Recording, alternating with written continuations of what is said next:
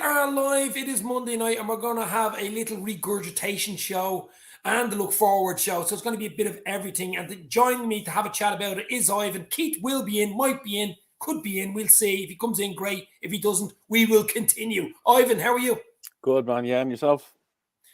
Yeah, not great because of the results lately and stuff like that. And we're going to get into the Brighton. We're going to regurgitate Brighton. I know that could make you sick. We're going to have a little chat about the Wolves game, the FA Cup replay tomorrow, and then we'll even look forward maybe to the Chelsea game, which is crazy when you think about it. Two clubs with similar situations they're in, and I think that's a huge game. And of course, the FSG Qatar takeover. Is it really his background? Who knows? I even seen a picture today. I don't know whether you've seen it on Twitter. Salah at some dinner in Qatar or Dubai or something. Did you see something like that? With some Qatari guy. Now, I don't care who it is. Salah would be a good intermediary there. Yeah. I don't care who it is. Just get Jack, them in I don't know who it tomorrow. was, Big but bag of Jack cash. put it up.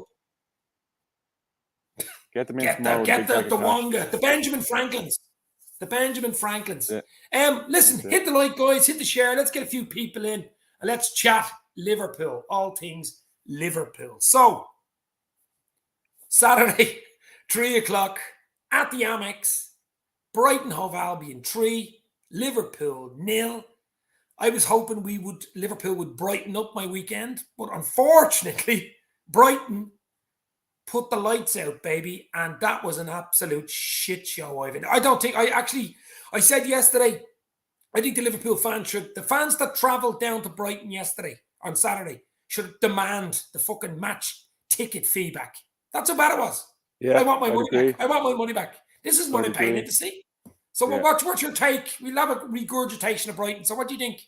Everything about it was bad. Everything. Oh. Defensively, I thought Konate was horrible. I thought the midfield was shocking. Salah is so out of form, it's not even funny. Gapco didn't do anything. Oxlade-Chamberlain didn't do anything. I thought Trent was, he was caught out of position a few times, but I think he's just sticking with playing him and trusting that he might come up with something. But Klopp said it was the worst performance he's ever seen. I think he's right. It was absolutely horrible. Yeah, I was surprised Klopp to come out with that. I mean, it's unusual. He's coming out with some weird things in the last 6 months in his press conferences, isn't he? He sort of let the shackles off and he's sort of saying what he wants to say.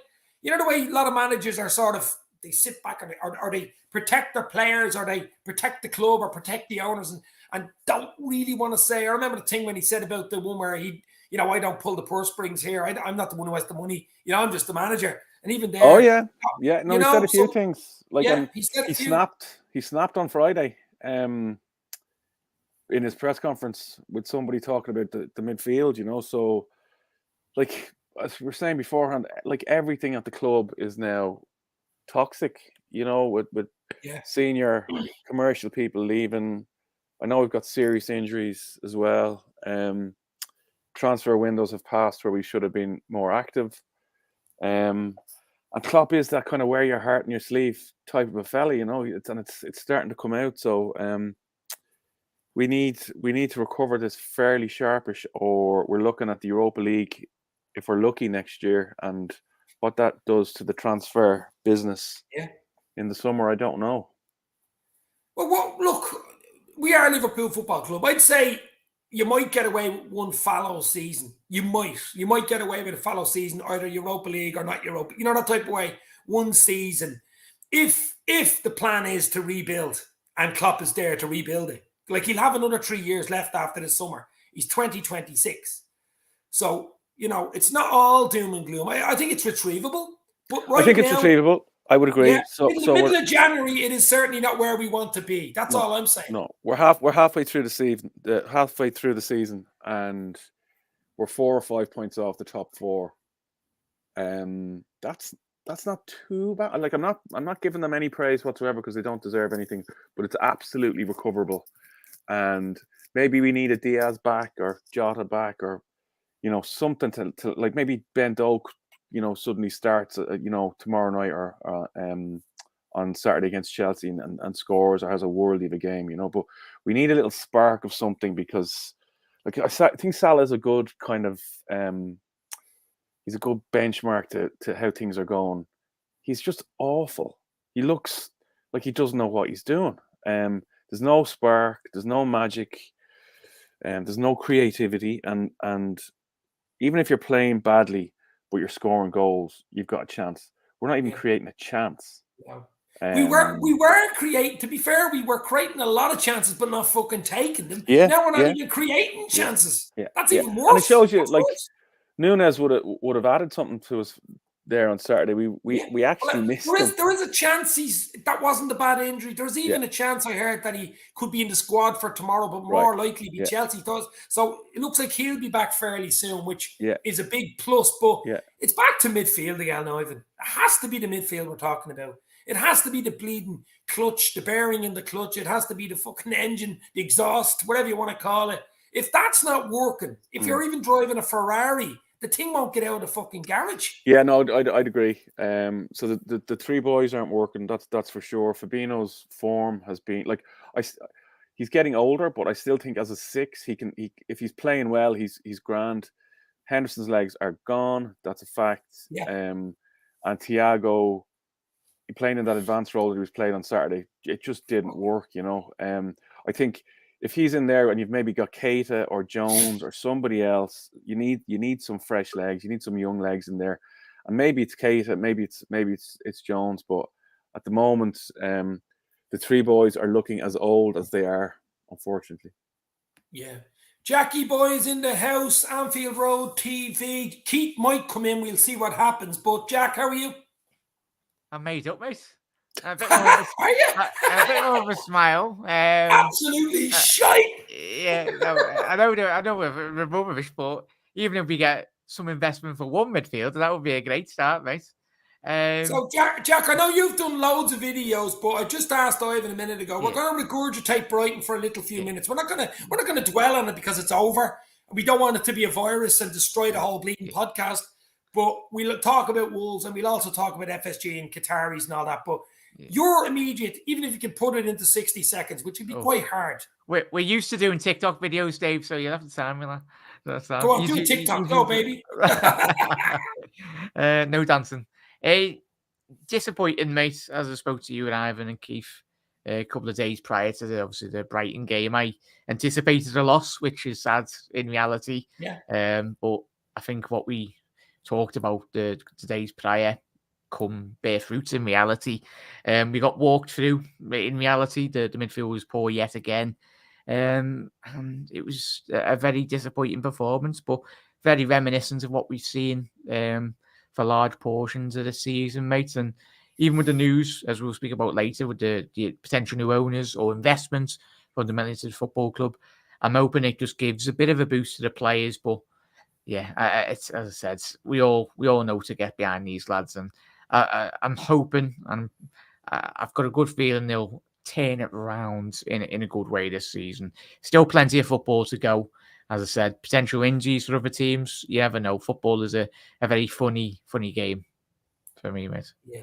I mean, Ivan, as we just said a minute before Jack came on, I'm not writing anybody. Look, we are Liverpool. We're Liverpool fans. We want the best for the club. We can give out about them. We can be not happy about it. We can be, look, I'm delighted I wasn't at that. Imagine, as I said, going all the way off to watch that Brighton game. You would not be a happy camper on the train or the plane or the automobile or whatever you're on the way back. So, but we want the best for the club. We don't want the club losing games. We don't want the manager looking like this at the end to the fans and this type of thing. We don't want that. We want the best for the club. Will we make a difference? Probably not. But it's good to vent a bit of anger with keeping it in context, of course. Keep the fucking thing. Like I see in Twitter, I knew Twitter from 5:00 on Saturday was, if you're into BDSM, that was the place to be, baby. You know what I mean? You're into all that shit. That was torture. That was pure torture. And I'm sure it was pleasure from some gimps that would have been on it as well at the same time. But we still have to hark back to that performance. Not only, I think that should be a wake-up call. As you said, Ivan, Klopp said that was the worst performance he's ever seen under him. Yeah. It wasn't just the performance. It was the fucking desire. It was the mentality. It was it was everything. Absolutely. They looked like they didn't know what the fuck they were doing or what Klopp had told them had gone out the window. You know, that's what's even worse for me. You can lose games against a decent side like Brighton. You can lose games. Anybody can lose a fucking game 3-0. Could have been more, as you said. But we didn't even fucking test their goalkeeper. You know what I mean? Yeah, not even a shot. I was talking to a fella on Saturday, and like Man City are losing games as well, and I just wonder: is the age? There's an age profile in there as well. There's all the games that they play. The energy that we've used up in the last 3 or 4 years coming to fucking bite us in the arse. Have both teams, you know, reached their peak? Is this it? Now, obviously, City can just go out and buy for fun, and they've got a massive squad and 2 and 3 players in every position. But for us, we don't have that luxury. I think the number of games has definitely caught up with us. Probably the relative lack of success last year when we were so close has come back to haunt us. And then the injuries on top of that, it's all going badly. It's basically a big pot of disaster. Putting all the ingredients in, giving a big stir, and you have that fucking lunatic curse. And you know that chef that curses all the time. I won't even mention his name, but that's what it's like. And it's like a kitchen from hell. I think that was a show, but that's what it's like at the moment. I'm saying the golden sky and all this. I'm sure we get over it. We've actually been in worse places, guys, and we know it. We know as Liverpool fans, we've actually been in worse places than we are now. I know a lot of people don't know that. The TikTok boys don't even know that, but we have been in worse places. So that's why I've still got a bit of hope. But I think that's important. Yeah, that's important. Like we talked about this before. Like we've normalized 102 points that we've been fucking doing for 3 years, which is unbelievable. You can't do it. When we were winning the league in the 70s and 80s, we were losing games and drawing games and winning the league on 70 points and 75 points and stuff like that, and you know, not winning everything. So this is a more normal kind of season, you know. But that's what it is, Jack, isn't it? I mean, from coming from such a high to such a low in 4, 5, 6 months. That's the shock, I think. Like, where did this come from? We're all looking for excuses. Something must have happened in the training. Something must have happened between Naby and the intensity book, and Pep Linders is too much control. We're looking for all these different avenues. We're looking for all these excuses. Maybe the lads are just fucking tired, and the age profile is just let go too high. Especially if Arsenal do win the league this season, boys, and Lord, hopefully it doesn't happen.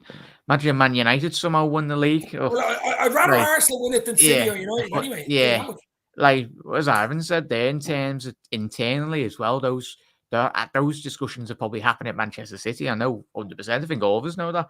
They're probably going, we just signed Haaland. But of course, every football fan for every club, we want to be winning games straight away. I think when you bring a Haaland in, we all know he's not going to press from the front as good as he is. He'll get you goals and all that.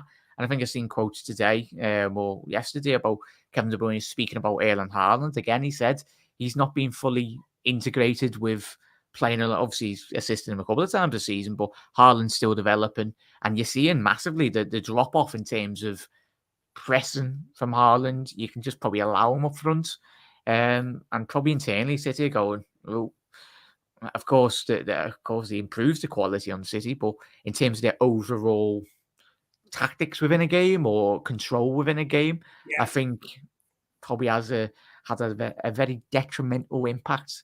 And massively, if you look at the points total, of course, City probably win the league by 20 points like they always do, potentially. But if they are to drop off a cliff, I think, and as Chat alluded to there, and we spoke about City probably need Liverpool more. And Pep said this, Ivan and Dave, haven't they? Was it this season or last season? Both of them are like the yin to yang. Better. Yeah, like we get the best out of each other. Oh.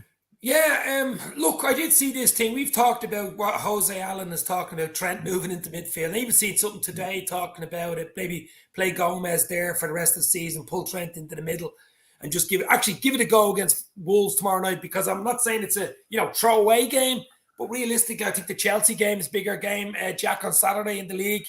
Tomorrow, listen, even if we win, we have to play Brighton away at the Eolves again. I mean, we are the holders of the cup. We don't want to throw it away, but he's going to make changes. I've seen his press conference today for the Wolves game tomorrow. He is going to make changes. He'd probably bring in the likes of Milner and Bjaticic, because both of them trained fully yesterday and today. So they'll come in. And Nunes is close to coming back, which is good news as well. Whether he even makes the bench or just rest him for the Chelsea game would probably be the better idea. But why not just use tomorrow as an experiment? Why not go 4-5-1 or 4-2-3-1? Just mix it up, play a different style, put a different player. I mean, I'm not saying you throw it away, but there's not many games left where you can do fuck all. Because once we get knocked out of this tomorrow, there's only Champions League and League. That's it. Yeah.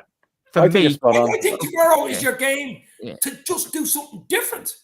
Sorry there, Aaron. I'd go straight away. I'd want us to win it, boys. I want us to go to a final, especially if we had a crystal ball.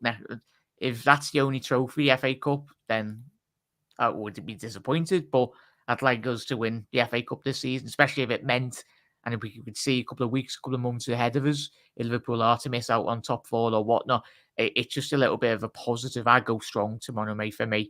I go strong. Yeah. I'm not saying throw the game away by playing the under-18s. I'm saying maybe it's a time to change the formation or do something different. That's what I'm saying. Or maybe throw a spanner in the works. I mean, Wolves should have beaten us. We shouldn't even be fucking playing them tomorrow. I mean, realistically, Wolves should have won that game.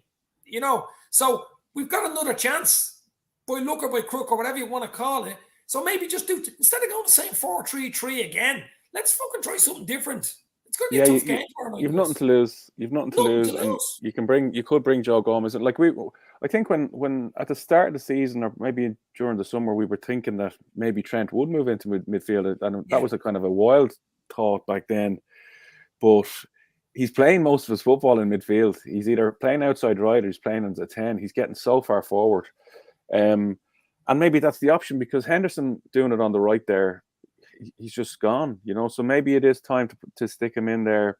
Gomez at right full, and tomorrow's our kind of last game where there's nothing really massively on the table. It'd be great if we win it, and I take Jack's point. I'd love to win a cup this year, but we need to get back to basics fairly quickly. Start getting results, start scoring goals, keeping clean sheets, and start putting in performances.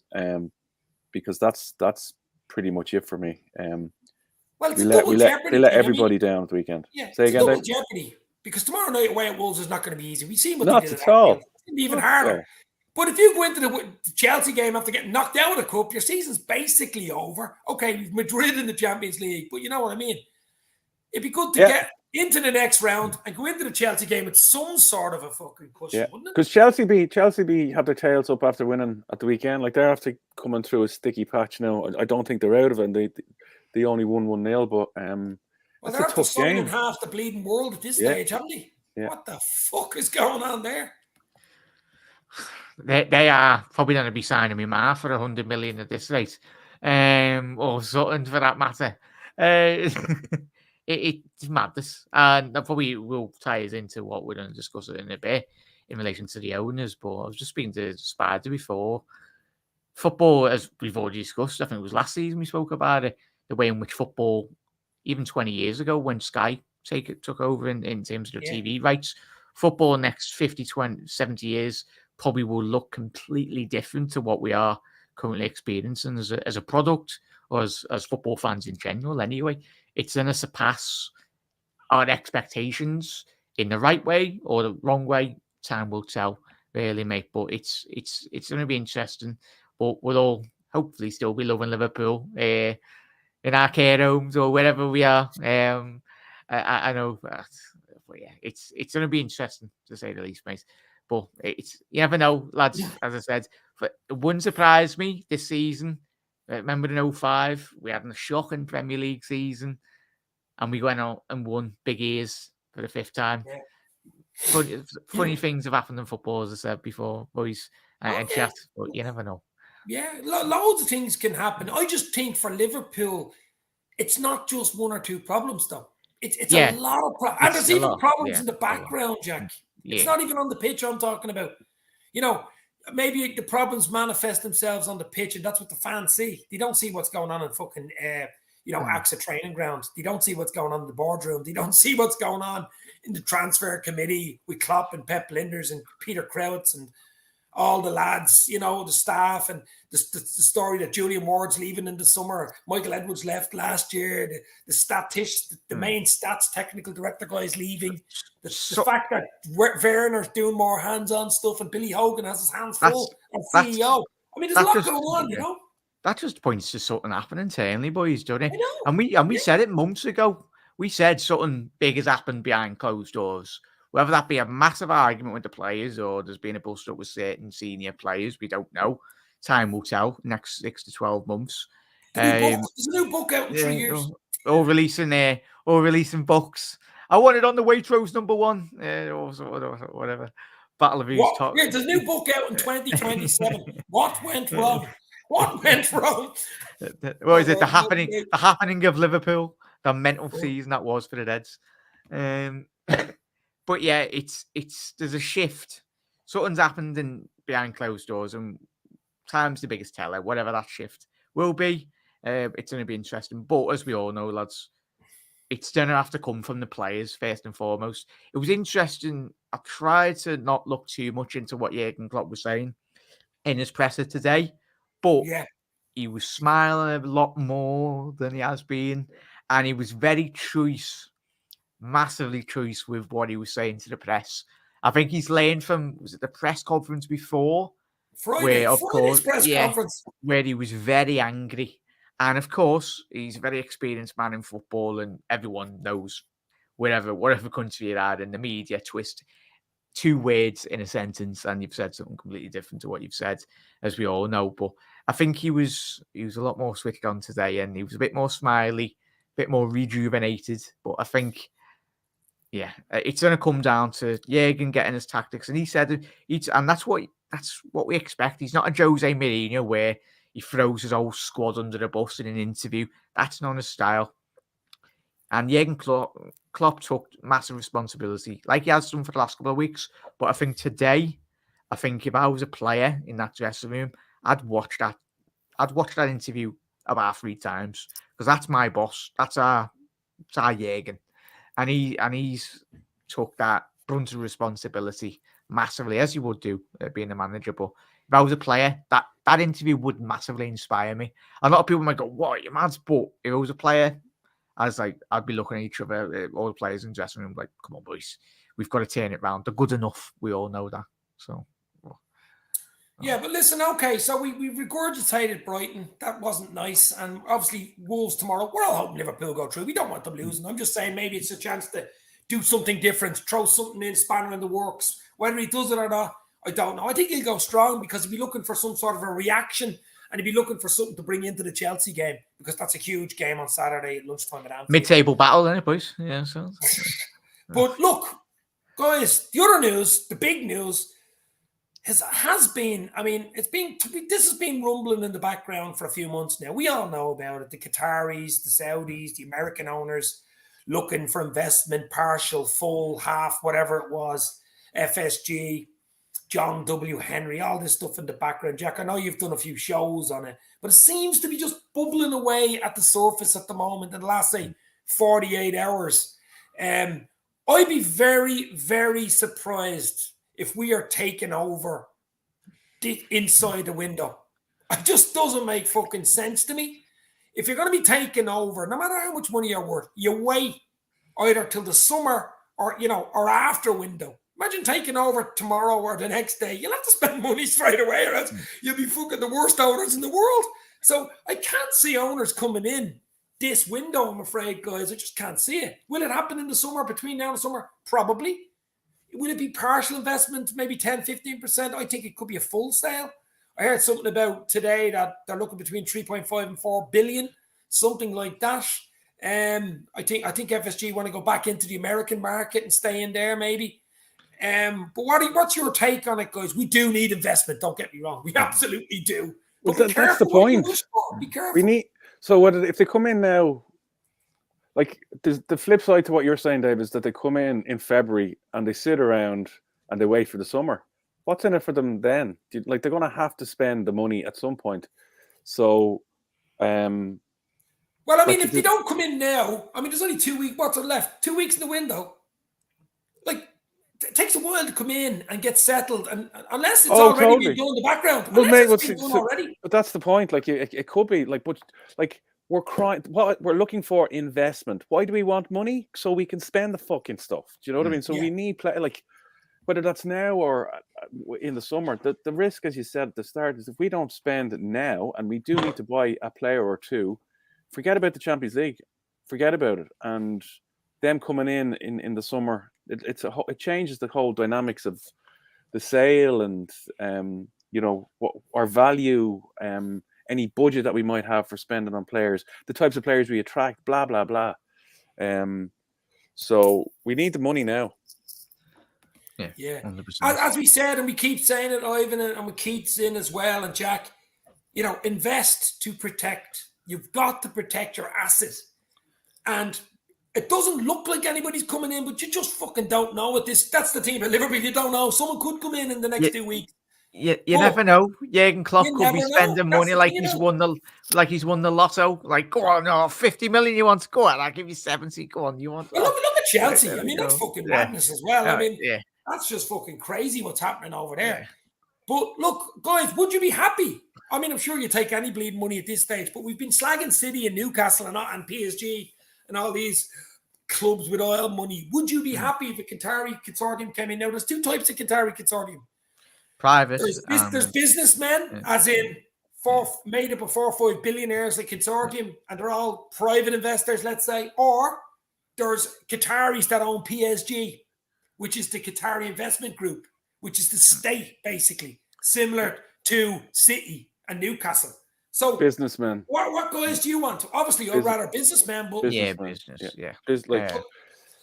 It just doesn't sit well with the whole ethos of the club being owned by a state and all the kind of potential ramifications that has with human rights and all that. That's just not good. So I think any Liverpool supporter would choose a business consortium over a state, and bring as much fucking money as you have with you, please. Yeah, 100%. And more. Yeah, it's for me, as I said, I was just doing the show with Spider and echo what Ivan's just said there. Fundamentally, if Liverpool are winning trophies and they're backing Jurgen Klopp, I think that's all I want to be seeing, Liverpool winning games. And of course, even in the 70s, in the 130-year history, Liverpool were probably successful because they had a lot of money. In reality, like a lot of top clubs in the history of football, it usually tends to be the large majority. We know Leicester done it, but that was a fairy tale. That was a Hollywood movie. That's a 1% that happens in football. The majority of times, whoever's got the most money in football and in life, in terms of any business, probably gets the best of the creme de la creme of players, talented, best infrastructure as a company and everything. So for me, as Ivan said, I'd like it to be privately owned, but you never know. We're just fans. All of us are just fans. As long as Liverpool are winning, I speak for myself. As long as Liverpool are winning games of football and they invest potentially as a business, or if it is investment, or if it is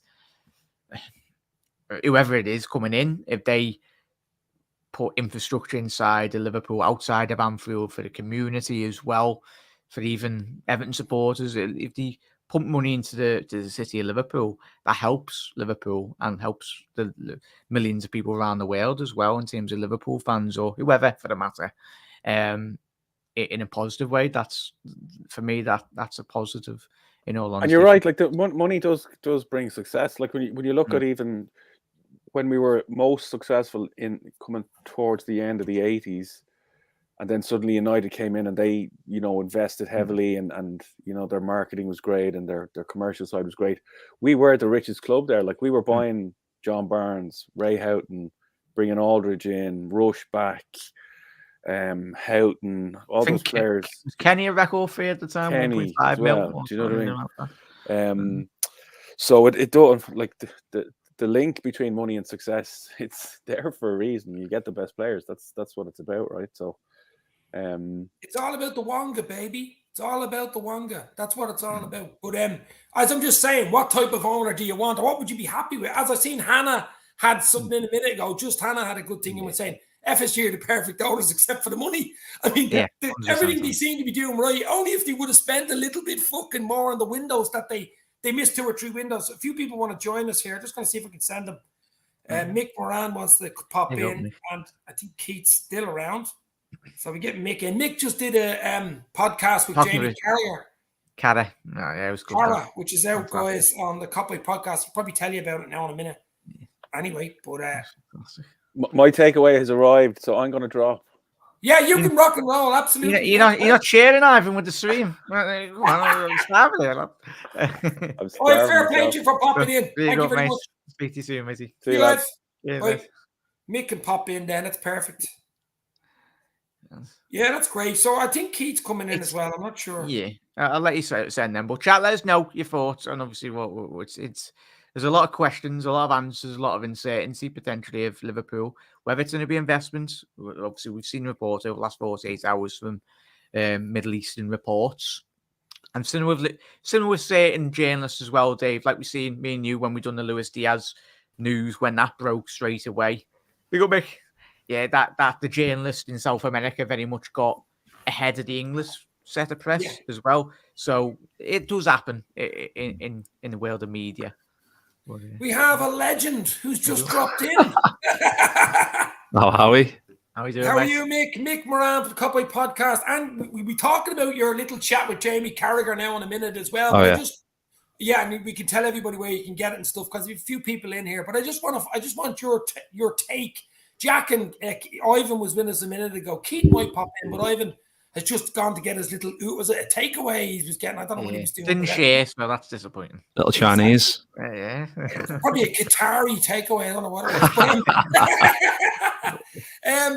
Mick, I have to regurgitate. I just want your take on that shit show. I mean, that shit show on Saturday. I mean, that was bad. I mean, that was bad. I mean, my hair went grey slightly. Oh my! I'm only losing mine, but it went. Your hair fell out, mine went grey. But what's your take? I mean, it was an absolute shit show, wasn't it? Fuck's sake. It doesn't get any worse, does it? Like I was just like, what the fuck is going on? It's just like watching it, and you're like, right, if they score, it's game over, and the fact that you can even say that of a Liverpool side, of a Klopp side, that you go 1-0 down, you know the game's done. I think that's the scary thing. Like there's just not on there, man. There's like the midfields, like I'm missing. Keep like missing. I think it just sounds like a bit of a shit excuse when you say you're missing Diaz, you're missing Jota, you're missing Nunes and whatever else, and we do miss them because I think like the press doesn't work if you haven't got the main fellas in the front three. But in terms of like just closing them spaces down, like it was just so easy for Brighton. They'd play out to the right centre back, ball down the wing to the right wing back, and they're in every time, and it's just like. It can't be that easy. And I think we knew that I think another scary thing is we knew it was going to happen before it did. That we all knew that Brighton game, we were going to get battered. And I think it's just terrifying that we know we're going into games thinking if Klopp goes the same again, 4-3-3, trying to do the same thing that he wants to do, but we haven't got the right people to carry it out. If he tries to do that, it's not going to work. I think that's like something that needs to, I think he mentioned today, didn't he? Like he's going to have to change it up, of course, for the Wolves game, but we need to change it up for the Premier League as well because we're too easy to play. We've gone from the hardest to play against to the easiest, which is it's a drop off is fucking ridiculous. But my big one, Mick, we just finished with Brighton, but I want to get your take on Qatar consortiums, takeovers, whatever it is. But like, it was the performance, it was the lack of energy, the lack of belief. They actually looked afraid on the pitch. You know, it's like when you play as a kid and. You're under 10s or 11s, and this under 15s team, they're all 6 foot, come out of the bleeding pitch. Oh shit, we're not playing this game, are we? I mean, it was Brighton. I know Brighton are a decent side. Yeah, don't get me wrong, they're really well run club. But look, we're Liverpool. What are you talking about? It's fucking Brighton Hove Albion. Let's get fucking real here. I mean, we're in a Champions League final only a few months ago. Come on, and they looked like they were afraid. It was fear. To not make mistakes or not pass the ball or not win back the ball. That's my biggest problem. You can get beaten. Any fucking team can get beaten. I can get beaten. We can all get beaten. That's okay. But it's the manner of the defeat that kills me. It's mad. Kills me. Yeah, I think the signs were there though, weren't they? Like I think it was the United game for me where that was the first time properly where I was like, wow, I'm really starting to question the desire of this team, like the energy and whatever else, especially going away to Old Trafford where we battered them the year previously, and you're expecting us to turn it up a notch, like, because it's a big game, and it was like just couldn't. We didn't, because we've got notches to switch up, but at the minute we've got there's no levels to our game. It's just one level, and the level's really poor, so we can't even up it like slightly to another. Yeah, exactly. It's just like literally the level is shit, and that's the only level we can produce at the minute. But yeah, I agree with you. Like the desire, like you just couldn't get close to them. Like if you put their squad, their 11 compared to ours, like if you put it on paper, I'd say probably 10 of ours are better. I'd say Matomi's better than Ox, because Ox is just fucking hell. Don't even want to get me started on Ox at the minute. But like, just if you haven't got a game plan and you haven't got the personnel to carry it out, then you're screwed. And that's where we are at the minute, unfortunately. Yeah, it's confidence as well. The confidence is low, lads. I mean, we didn't even have a fucking shot on target. Did we gap go at half chance in a 96-minute game or something like that? 97 minutes. It's fucking ridiculous. But tomorrow as well, I'll just get a quick word on Wolves. Then we'll talk about this Qatari takeover. But Wolves tomorrow, would you go strong? Try to get something out? It's going to be a tough game at Wolves. They're going to be howling, baby. Yeah, I don't know. I think I'd be surprised if he. Well, I mean, the last game was technically as strong as we could go, and we got absolutely battered. So I don't know if it's like a lesser quality. It might be a better quality in a weird way. It shouldn't be like that. But if you put a few of the kids in there, maybe Dokes or Bajcetic, Ramsey, if he's not locked in the They've lost the key for the dungeon for him, for fuck's sake. Yeah. I think him and Steve Finnan are just chilling somewhere. I don't know what's going on. But yeah, I don't know. We need some change in there. I don't know.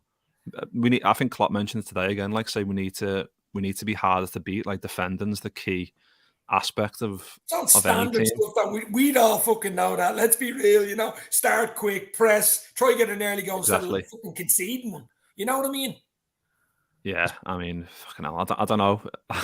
I'm interested to see what Liverpool, but that's where I'm up to now. I'm going into games like I'm not like, come on, let's get another 3 points on the board. I'm going, what Liverpool's going to turn up here? Like, is it going to be the same shit again, which I expect, or are we going to actually like try and fucking turn a switch on and see what happens? Because at the minute we haven't switched anything on. We've firmly switched off. So I don't know. I think he goes. I mean, I think a nice little 70-30 split would be nice. Like I said, Dokes, Bajcetic, Ramsey, a few players there that can come into the squad and stake a claim to get into the Premier League. Because at the minute, it's not even like they have to do anything majorly amazing. They just have to come in and work hard, put some tackles in, get the ball on the floor, get some passes together. Yeah. It's the passing against Brighton is just like Matip balls into Fabinho and balls into Henderson, and it was just bouncing off people's feet. And you're like, do these lads know each other? Like, have they played even together Alisson making mistakes, Mick, as well? Matip, look, that was one of Matip's worst games. Matip's worst game. Yeah. Matip was popping up right wing in that way, and I think someone put a screenshot on Twitter. Like, I know he won the ball and he was trying to get forward with it, whatever, but like, it's just a screenshot. Matip right wing, Mo Salah centre defensive midfield, and you're just like, that's a screenshot of Liverpool's season. That. Yeah. So obviously we all want Liverpool to do well. We're all Liverpool fans. You two guys live in Liverpool. I'm over here in Dublin. We all want Liverpool to win. Of course we do. We want what's best for the club. Of course, look, I'm not going to be wallowing in fucking Liverpool getting beaten or knocked out of a cup tomorrow night. You know what I mean? I want them to fucking beat Wolves tomorrow night and go into the Chelsea game with some sort of something to hold on to, basically. But all this rumbling in the background, Mick, I want to get your take on this Qatari and Jack again. We're going to go back into it. This consortium talk. I mean, it's an unusual time to be talking about it in a fucking window, isn't it? It's just something fucking wrong. I mean, there's so much wrong at the club at the moment. In the background as well. I know you had a chat with Cara. We could talk about that in a minute. But what do you take of this Qatari fucking rumblings in the background? To be honest, I haven't looked into it that much, to be fair. But I mean, like, generally, I think we've never really wanted to go that way, have we? Like, in terms of that type of ownership and whatever. Yeah. And I don't know that much about it, so I don't want to like say too much because I'm not like clued up completely on this specific one. But I just feel like we've been given like City, Newcastle, Chelsea in the past grief for the way they've had the owners and maybe doing it in like just like a footy manager where you can just buy whatever you want, just like get a sugar daddy in and buy all the players for you. But I don't know. Is it now the point where we're like, well, we're desperate for desperate for funds? Is it like a Newcastle with fucking Ashley and you just want anything other than fucking him? That's my problem. Yeah, it's not like that. It can't be like that. It can't. No, I mean, we want to do it in the right way, but you get into the realms of like which owners are actually who's a billionaire that hasn't got his hands clean? Yeah. Well, exactly. Nobody. Yeah, who's a clean billionaire? There's none of them, is there? So I suppose it's just like Christian mentioned on our show a couple of weeks ago, like the degrees in hell, like how hot you want to get into hell before you like accept it. I don't know. I honestly don't know, but I mean, just from my feelings, like living in the city and whatever, and just generally like knowing people that have good views on the club, like it wouldn't be something that they'd want ideally, but I don't know when do you just throw your morals in the bin? I don't know if that's like the right term. I was listening to a podcast yesterday with Neil Atkinson was on it. It wasn't the Anfield Wrap. He was a guest for somebody and he's basically saying, like, you know, he doesn't really care about owners. And Liverpool fans really, when you think about it, shouldn't have to think about owners. Yeah. Really. If the owners are doing a good job, you won't hear fucking anything about them, really. You'll only hear something about them and want to know more about them when you think they're not doing a good job. Do you know what I mean? It's like you're doing a job and you're in work every day. You come in, you're on time, you do your job. You never see the fucking manager because you've never done anything wrong for him to see him. You'll only see the boys at the top when there's a fucking issue or something. You know what I mean? And he was saying, I don't want owners coming in to have to be at every home game and, you know, be in the crowd and in the director's box and all. That's not really what you want. You want a well-run club, which, to be fair, we were a really well-run club. Out of the top teams, we're probably the best well-run. You know, we're not in debt. You know what I mean? We're a well-run club. The only difference is the spend in transfer. The net spend, whatever you want to call it, hasn't been up there with 4 or 5 other clubs, maybe 6. And we missed 4 or 5 windows, Jack. You know all about the window. The big window for me was when we won the league. When you're on top, you spend. You keep going when you're on top. When you're at that top level, you keep spending. United did it. Chelsea used to do it. That's how you stay there. Because the other teams are trying to catch up, and you're going to spend even more to get up to where you are. You know what I mean? So I think, Mick, that was the big mistake for FSG. We all know it. You just didn't spend. I think it was 3 windows. We all know about the centre-half window when we were playing fucking Fabinho. And Hendo centre-half. So, you know what I mean? You have to be careful what you wish for as well. You know, sugar daddy, whatever. But I don't know. I just think you have to protect the club, the heritage, the city, the history. There's loads more. This club, I know we keep saying it, and, you know, it's a special club. Of course it is to us. But I think to the world of football, it's one of the iconic clubs that has to be protected. Yeah, I mean, I think I know what show you mean with Neil Atkinson. I think he was Born on in Reds, the Red Men one, wasn't it? I think where he was talking about nothing but Reds. I think it was with Jack. Born in Red, I think. The one last night. Yeah. Oh yeah, but he was on I think when like this news broke as well. Neil was on like Red Men TV, like pretty much the day after, and he said like something pretty much the same as that, saying you don't care who your owners are. Yeah. You don't want them to be in the spotlight. You just want them to back the team when you need it. I think hindsight's a wonderful thing, like, because you can look back and go, oh, we should have probably signed someone there, and there. But at the time, like, you're just thinking, well, Klopp's amazing at squeezing every ounce out of players that he's got, and I mean, maybe it's unfair for us to just think he's just going to keep able to do that on a high level. And it's probably unfair. So I think we do need some new blood in there, but I just don't know how we're gonna do that. I mean, yeah. It's going to be interesting, I think. Well, I mean, it's interesting times for probably all the wrong fucking reasons, lads, at the moment for Liverpool, because we're not winning games. It's all about winning games, isn't it, really? I mean, you win games, it takes the pressure off fucking everywhere else. No one's talking about transfers when you're winning games. You know, it's when you lose games or draw games and you're not picking up points and the performances are shite. That's when the pressure comes up, you know? And rightly so. Rightly so. We should be winning games. We're Liverpool, you know what I mean? We should be winning fucking games. And we've been spoiled for the last 4 years. Massively spoiled. Yeah. Spoiled fucking rotten, baby. We've all watched Jürgen and especially after, as we spoke about, the Brighton game, and when he's apologising, that man's got nothing to apologise for. Every Liverpool fan knows that. He's tried his absolute best. He's got the best out of these players. And as we said, with obviously, I don't know if you've seen the Borussia Dortmund. It was Shimmer or was CEO, someone high up a couple of weeks ago, a couple of years ago, where he spoke about Jurgen Klopp and how disappointed what could have been if they actually just give them a bit more backing in the window, and he regrets letting Jurgen leave on the 7th year of his. Is that my mic? That way. Is there a bit of? Oh, there's a bit of fuzzy. No, it's right. No, sorry, boys. Sorry. But yeah, he needs backing personally, for me, and I think the way football will evolve or has been evolving in the 20-year period, especially with Sky coming in. I spoke about it on the episode done last night. There's so much money.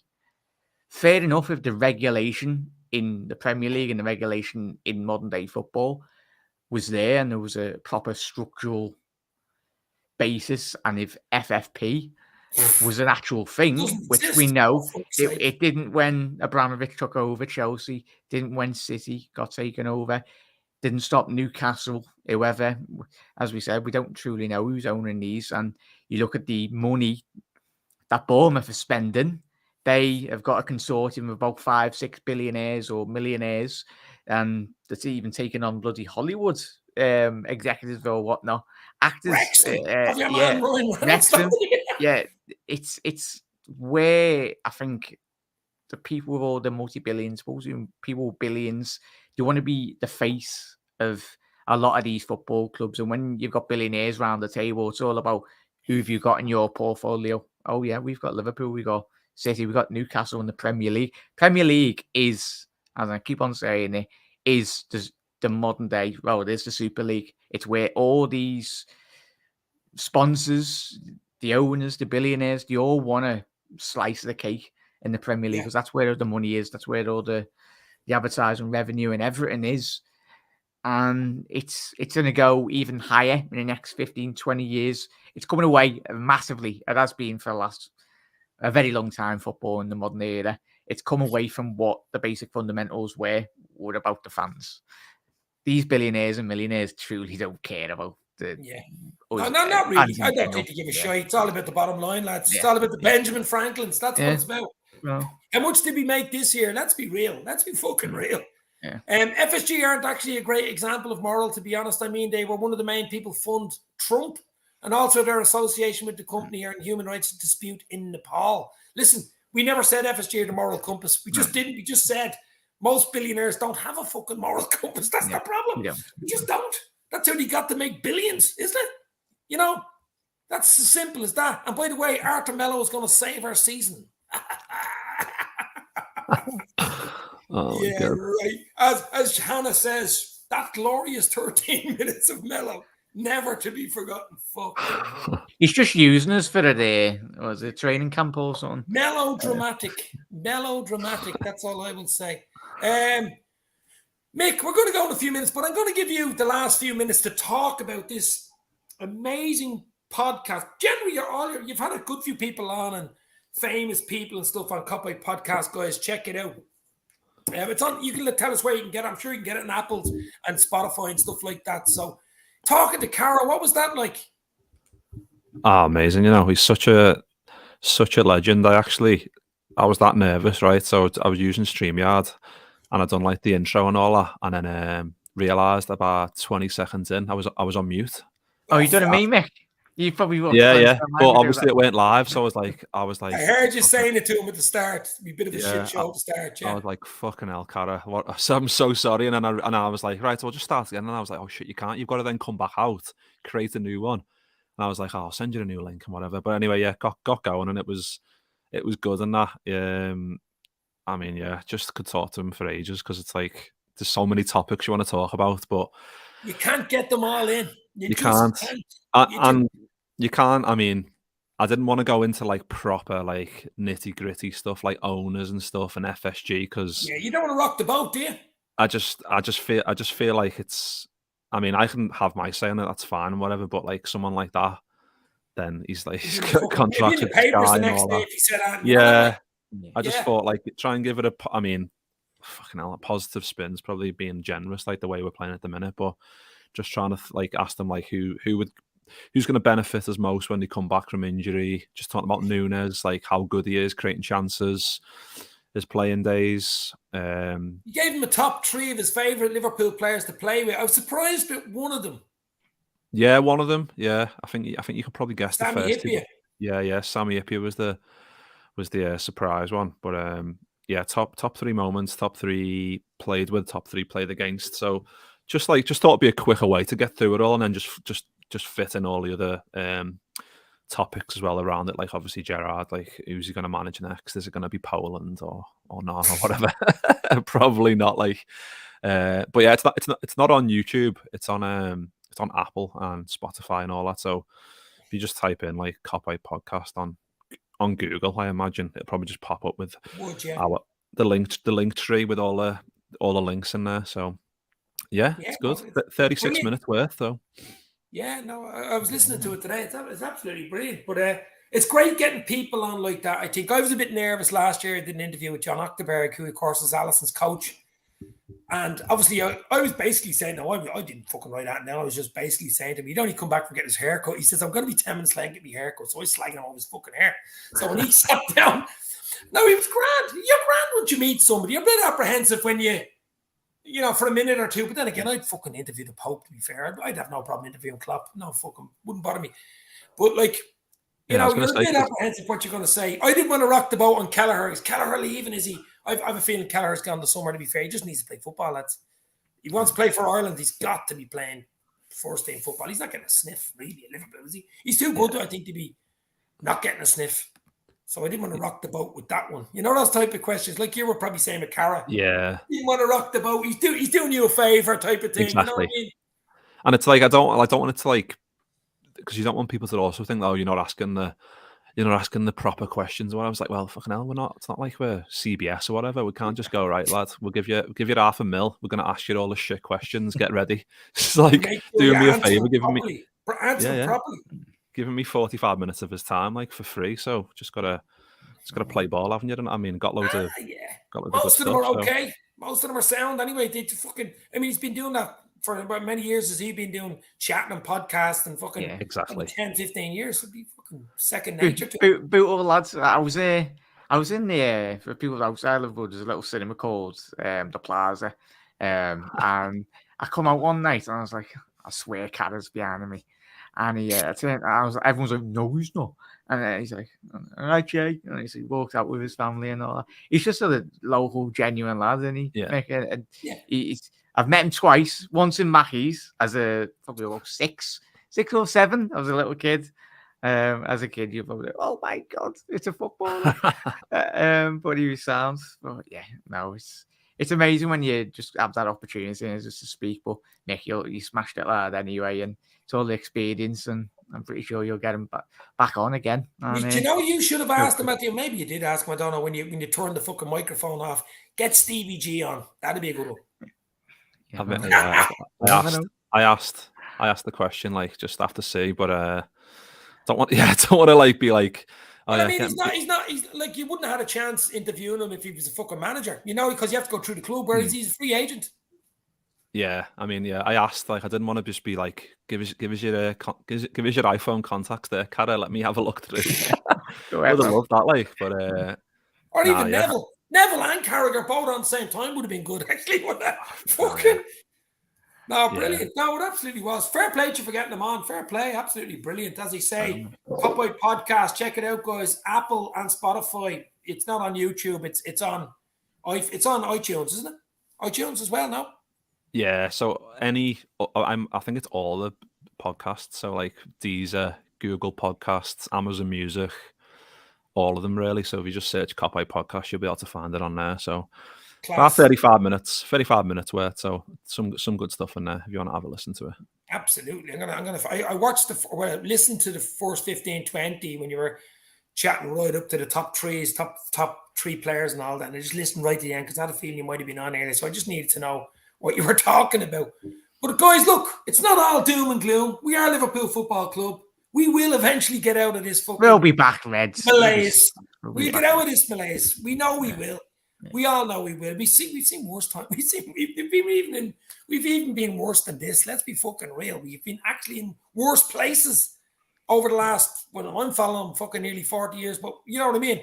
We've been in worse places. We've been in better places. We've been all of that. I'm sure we will get better. I still think Jurgen Klopp's the man to take us out of this. I hear Klopp out bullshit. Yeah. That's you can be FSG owners out and all that shit all you want, but Klopp out, I think you've got to get a fucking brain. I'm sorry. It's bullshit for me. Absolute fucking bullshit. You know what I mean? Klopp out. We just stop. What do you think on that, Mick and Jack? It's bullshit. Look at Jack's face. No, I'm just regurgitating all the comments I've seen on my TikTok. Yeah. So the Manx coming TikTok in. fans. Yeah, literally one of my TikTok videos, literally counting back all the comments. I was just didn't reply to them because but yeah, as I said, boys, I'll continue to say he's the best manager in my lifetime. I'm only 27, but as I said, we've been lucky enough to have legendary man. Yeah, Rafa Jürgen winning European Cups, but he's a very special man. He's an amazing human being, as I said, and he's a very good football manager, first and foremost. He knows exactly what he's doing. And just listening to him today, he's a lot more smilier, and these lads will turn it around, mate. But I respect people's opinions. You can think in or out or whatnot, but for me, I'm Jürgen in 1,000,000% for me. It's not even a question. Yeah, it's not even a question, is it? Like, no, it's a silly fucking TikTok question, isn't it, Jack? TikTok boys. It's just a load of like burner accounts though, and it's a load of Man United fans and Chelsea fans just making their little. Not even Liverpool fans. Most of these accounts. It's going to be accounts. Just put a picture of, I don't know, Nunes as your profile picture and just start tweeting their Klopp out. It's like, yeah, I mean, it feels worse because we've came from a point where like last year, like you can't. I mean, without actually like getting relegated or whatever, but you can't.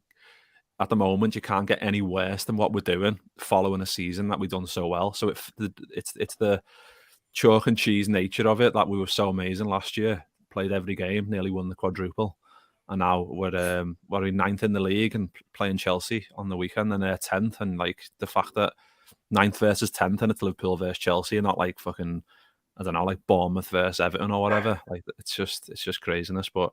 Like Jackson, I think, like Carragher said today on the pod, like he's the best manager we've had since Shankly, and that's like in terms of getting the club, ingratiating himself into the city, everything. He gets us, and he just hasn't got, unfortunately, the funds. I mean, he's to blame a little bit for this run in terms of what he's putting out, but I mean, he can only try and do what he can with what he's got. Loads of injuries, players are on the decline, getting a bit older, but I still think we need to be putting out a better formation and a better set of lads than we have been. Or just giving them a better kick up the arse. I don't know what we need to do, but he's still the best manager I've seen in my lifetime by far. And my dog agrees with you as well. Yeah. My dog Luna agrees. Don't Luna. you, Luna? As Amen says, I think we have to turn from doubters to believers again, and from that's the main thing. I was saying that again. Yeah, you know 100%. What I mean. So I think we will. I think we'll be okay. We do need it. We do need a little bit of investment. There's no doubt about it. We need to play better. We need to get behind the team and the club, and we need to start winning games. Starting tomorrow night against Wolves, and it's a big game actually. Chelsea on Saturday, it's a huge game because both clubs are in a little bit of turmoil. And it would be good to be the team to win that game, to come out of the turmoil, wouldn't it, guys? So I'm confident we'll do it. You guys are confident. Thank you very much. Ivan, who was on earlier, he had to go off and get his lovely Qatari takeaway with chips. And then Jackie Boy, Anfield Road TV. Jack, before we go, Anthem coming up on Anfield Road TV? Just live streams. Hopefully get his on this week, boys, if he's available. Yeah, just talk football. Good chit chat anyway. But Anfield Road I'm on TikTok. If you, you're a TikTok boy. Yeah, it's good for the. publicity. Well, not publicity. Any brand you go in. It's actually got a half decent algorithm. So if anyone's thinking about going on it, go on it.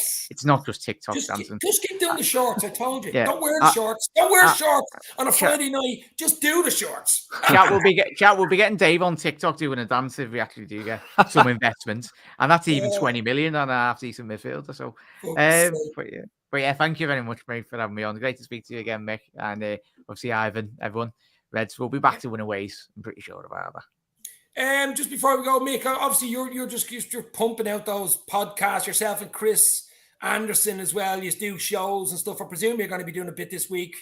Fallout from the Wolves game, and probably look forward to the Chelsea game. Plus, you've got the Cara interview there. So yeah, I'll probably do Wolves and Brighton on Wednesday, and then probably like a Chelsea preview on like the Friday. I think probably something like that. But yeah, looking forward to see what Liverpool do. I mean, I've got a ticket for the Chelsea game. I don't know if I can go yet. Whoa, that's a big game.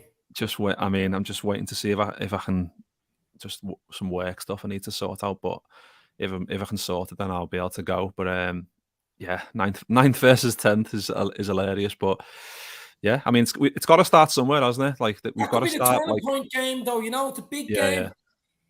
Yeah, we've got to start somewhere. We keep saying every game, like, is this the one where the Reds finally turn up and not even just play well, just like get a win, like we did it against Villa, did it against Leicester, unbelievably. Still, I went to that game, couldn't believe that game. That was just the craziest shit ever, like 2 own goals. That was the season personified in one game. Yeah.